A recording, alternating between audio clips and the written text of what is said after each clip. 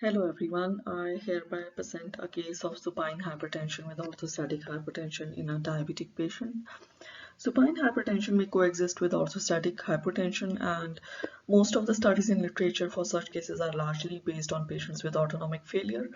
However, in clinical practice, clinical presentation and etiology seem to be more varied. And these cases pose clinical dilemma as treatment of one aspect of the condition may worsen the other. So it is important to understand the exact pathophysiology in such cases so as to decide on the appropriate management. We hereby present a case of supine hypertension associated with orthostatic hypertension in an elderly patient who had long-standing history of diabetes. And so coming to the case, an 80-year-old male with past medical history of long-standing type 2 diabetes, treated with metformin and insulin, presented to his primary care practitioner with a 20-year history of orthostatic hypotension associated with recent onset supine hypertension. The patient reported that his systolic blood pressure would fall into 50 millimeter of mercury range on standing, with symptoms including lightheadedness. He used to take plenty of fluids with liberal salt in his diet to relieve his symptoms, with partial improvement noted. He also tried salt tablets but discontinued due to gastric upset. A few months prior to his presentation, patient was noted to have supine hypertension as well, with systolic blood pressure going up to 180s in supine position with diastolic elevated in hundreds.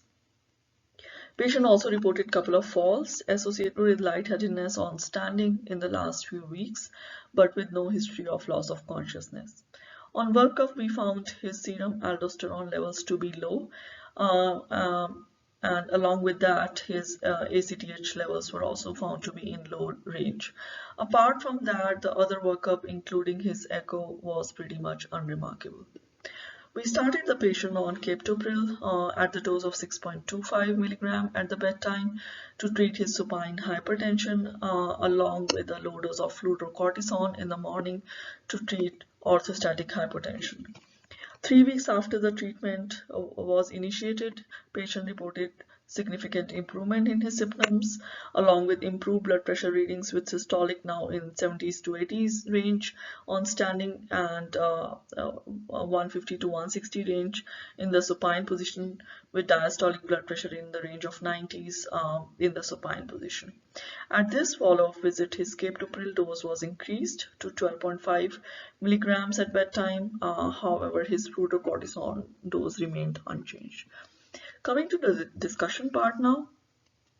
So supine hypertension can coexist with orthostatic hypertension in patients with autonomic dysfunction. In the above patient, long-standing uncontrolled diabetes was most likely the cause of autonomic dysfunction, with a component of hypoaldosteronism contributing to upright hypotension. And it is important to evaluate a patient with neurogenic orthostatic hypertension for supine hypertension, given the risks of long-standing untreated hypertension, especially in patients with concurrent diabetes. And treatment should be individualized depending on severity of orthostatic hypertension, supine hypertension, and other medical comorbidities. However, treatment of orthostatic hypertension should always be prioritized, since if left untreated, it may result in syncope, falls, which is like one of the most common reasons for hospitalizations in elderly patients. So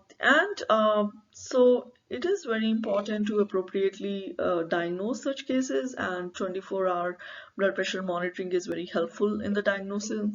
And so 24-hour blood pressure monitoring is very helpful in diagnosing such cases, as we can see in the figure below, depicting a typical 24-hour blood pressure monitoring in patients with neurogenic orthostatic hypertension with supine hypertension. And we can see in this figure how the blood pressure fluctuates post meals and also with the change in position. And another thing is supine hypertension may be conservatively managed if systolic blood pressure ranges between 150 to 180 and diastolic is in the range of 90 to hundreds. And treatment should be considered if systolic is above 180 and if the diastolic blood pressure is more than 110.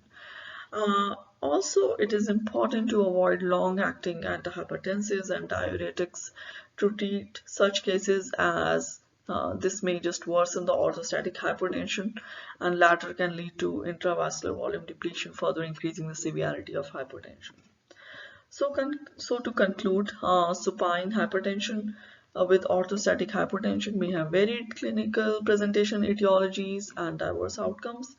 And at the same time, it is important to understand the underlying pathophysiology in these cases so as to decide on appropriate management. With this, I conclude my presentation. Thank you so much for listening.